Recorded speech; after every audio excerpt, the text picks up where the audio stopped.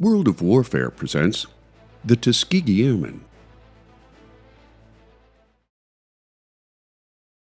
During the 1920s and 30s, the bold exploits of record-setting pilots like Charles Lindbergh and Amelia Earhart captivated the nation, inspiring thousands of young men and women to seek adventure aloft. But young African Americans who aspired to become pilots met with significant pushback, starting with the widespread racist belief that black people lacked the capacity to learn to fly or operate sophisticated aircraft. At the same time, racial segregation remained the rule in the U.S. Armed Forces, as well as most of the country at large, with military leaders insisting that black soldiers were inferior to whites and performed relatively poorly in combat.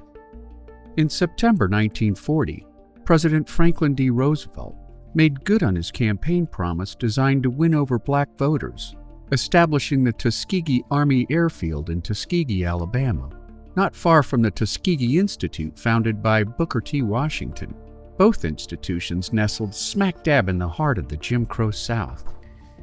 Over the course of its existence, the Tuskegee Air Program trained some 1,000 pilots, along with nearly 14,000 navigators, bombardiers, instructors, aircraft and engine mechanics, control tower operators, and other maintenance and support personnel.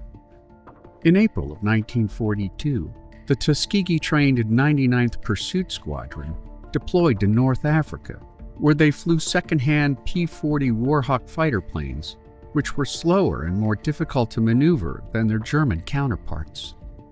After the Nazis were driven out of North Africa, the 99th was moved to Italy, followed by the formation in 1944 of the 100th, 301st, and 302nd Squadron of the 15th Air Force, where they were finally trained to fly the ultimate king of the jungle fighter plane, the P-51 Mustang. Known as the Red Tails, despite their late entry into the war, the Tuskegee Airmen flew more than 15,000 combat sorties over their 2-year wartime engagement, destroying 112 German planes in the air, 237 on the ground, as well as 1,000 rail cars and transportation vehicles, 1 German destroyer, and 40 boats and barges. On the loss side of the spreadsheet, the combined squadron saw 68 Tuskegee Airmen killed in action, while another 32 were captured and made prisoners of war after being shot down. As a group, the Tuskegee Airmen were awarded 96 Distinguished Flying Crosses. After their brave service in World War II, the Tuskegee Airmen returned home to a country where they continued to face systemic racism and prejudice.